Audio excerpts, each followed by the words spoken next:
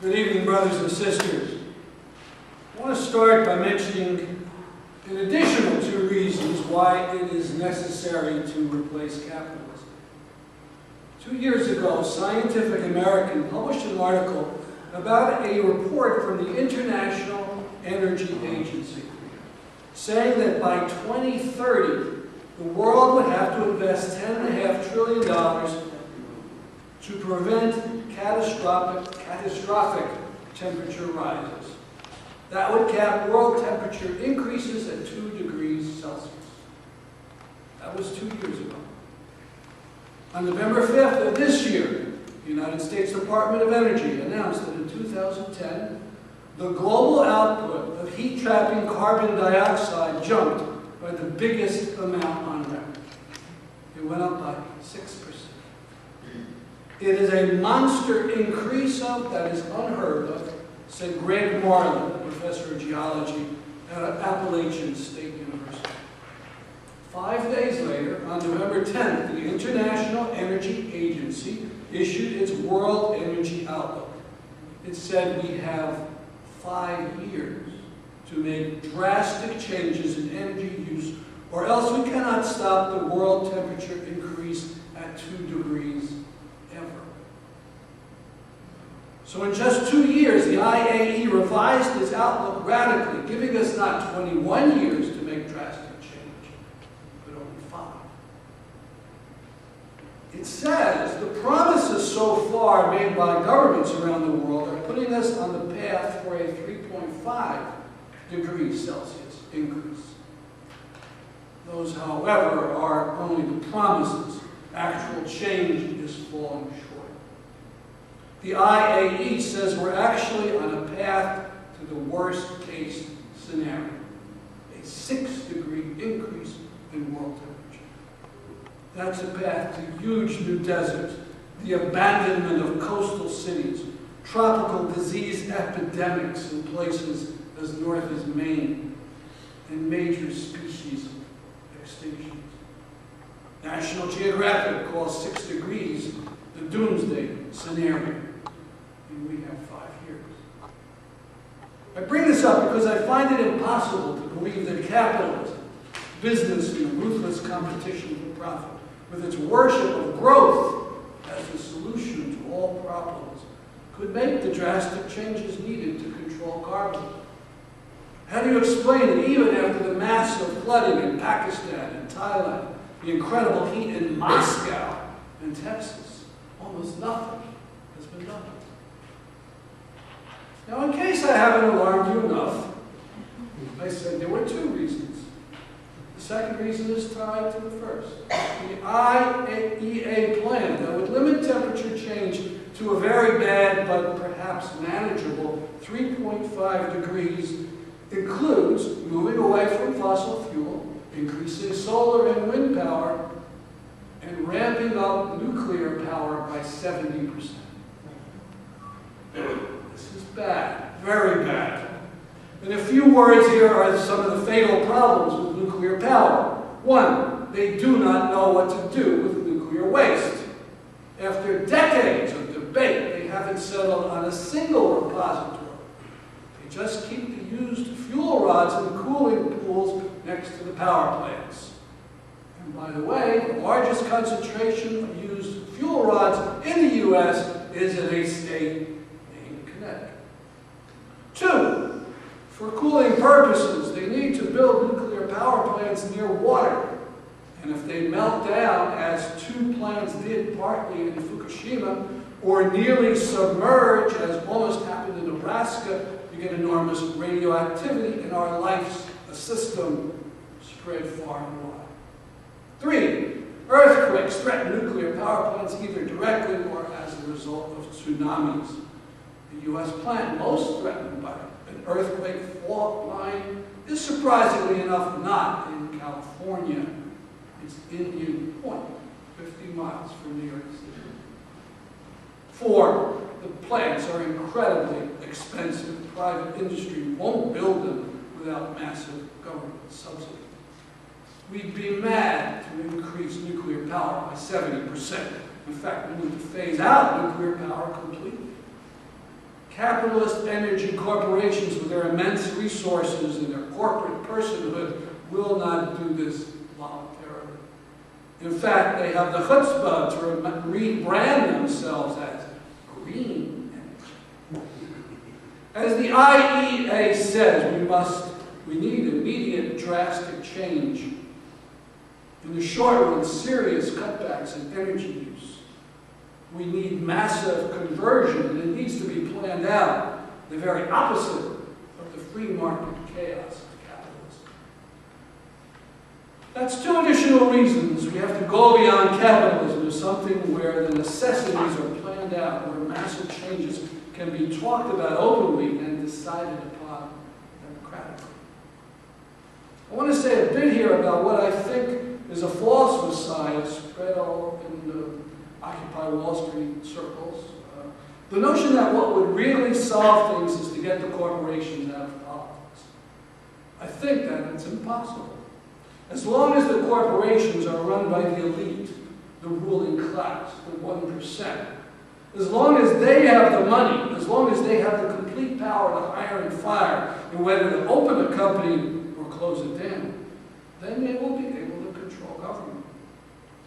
There's been excellent ideas on reforming elections thought out by various minority parties over the years, from public financing of elections to getting rid of the Electoral College to ranked choice voting. But instead of winning these democratic reforms, we have the abomination of corporate personhood, with the 1% being able to spend unlimited funds to buy elections.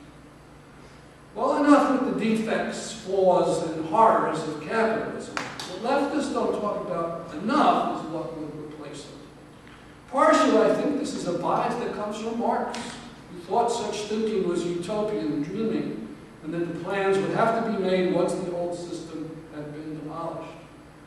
This was a legitimate view, say, in 1880, but now, after the first big attempts at replacing capitalism have ended badly, after decades of dictatorship, purges, gulags, and worker exploitation, I think it's plainly the wrong idea. We should be spending lots of time talking about a new system of work and business, where the fundamentals are not left to the chaos of the market, but are democratically planned out. I certainly don't have the answers, but some things seem plain or basic. In a world as rich as ours, the workers who are as productive as ours. 7 points. 1, there should be a job for everyone who wants it. 2, free public education should extend through college. 3, healthcare should be free to the patient.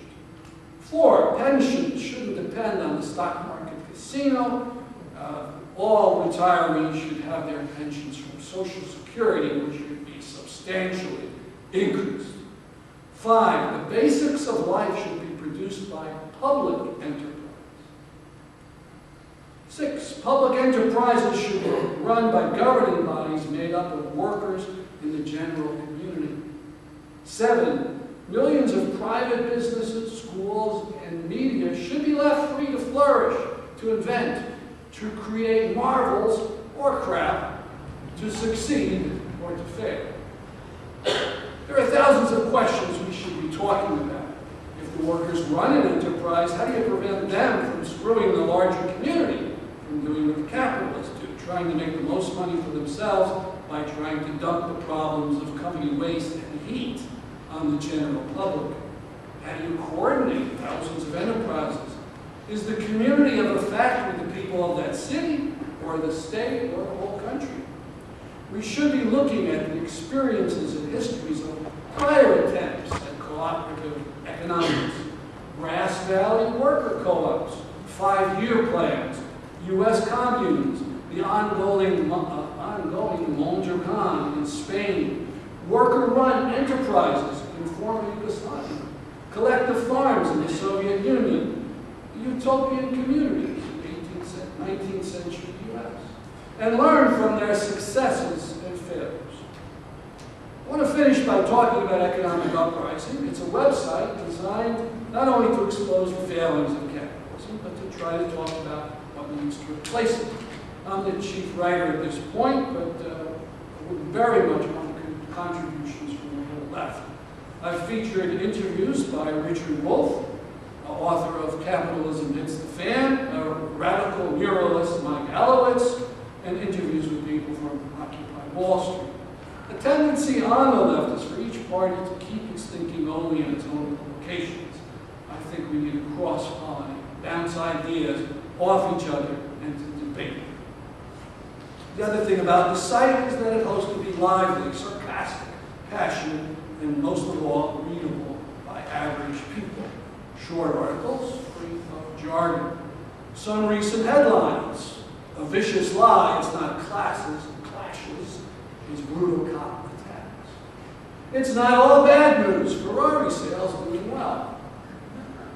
And their response to the first New York Times article, which mocked the Occupy Wall Street, called Just You Wait, saluting New York Times.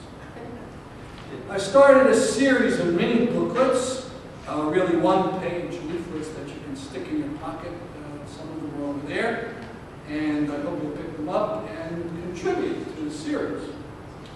How do we abolish Wall Street and the capitalist casino? How do we get from here to there? I'd say demonstrations, disruptions, and strikes. Push Wall Street to the limit in demanding progressive change here and now, and at the same time show that there is an alternative to the booms and busts, imperial wars, and environmental catastrophe. Now, in the spirit of supporting progressive struggle, an idea that's been kicking around, targeting target. Now, it's not a mystery or a surprise to you that the Black Friday, this massive shopping frenzy, is being started earlier and earlier. First it was 10 a.m., then 6 a.m., then 3 in the morning, midnight. Target is starting it actually on Thanksgiving Day itself at 11 p.m. And I'm told that there are other stores opening even earlier. So it means for the workers in these stores, their Thanksgiving is ruined. They have to go to sleep early. They can't overeat and watch football and they're mindless. But this is important. Rest, right to be lazy. Wasn't that Marx's son-in-law? Now, I didn't really think much about this. You know, they've been dangling these wonderful, there's no computer, $200 off, flat screen TV, and we sell them. But it was, you know, in some sense, it was horrible. 3 years ago, I think it might have been a Walmart in New York State, a mob ran into the store as soon as they opened the door, and they crushed the worker to death. This is disgusting. Well, one Target worker, now there's not a single union recognized at any of the Targets, but one gutsy Target worker made an online petition saying we should go back to the way it was, to only open up at 5 a.m. And he, amazingly enough, got 34,000 Target workers to sign this thing online, which I thought was extraordinary. And another 120,000 regular folks signed it too. So now, there at 6, the Target has said, well, we give these people time and a half. You know, there it is. But I am proposing to the New Haven Occupy Wall Street that we go to Target over the next couple of days, maybe starting Sunday, maybe starting Monday, and picket for a couple hours each day, with signs saying support the workers, save Thanksgiving, you know, reduce the hours. And I hope some of you will think about doing that up here. Well, that's my talk, and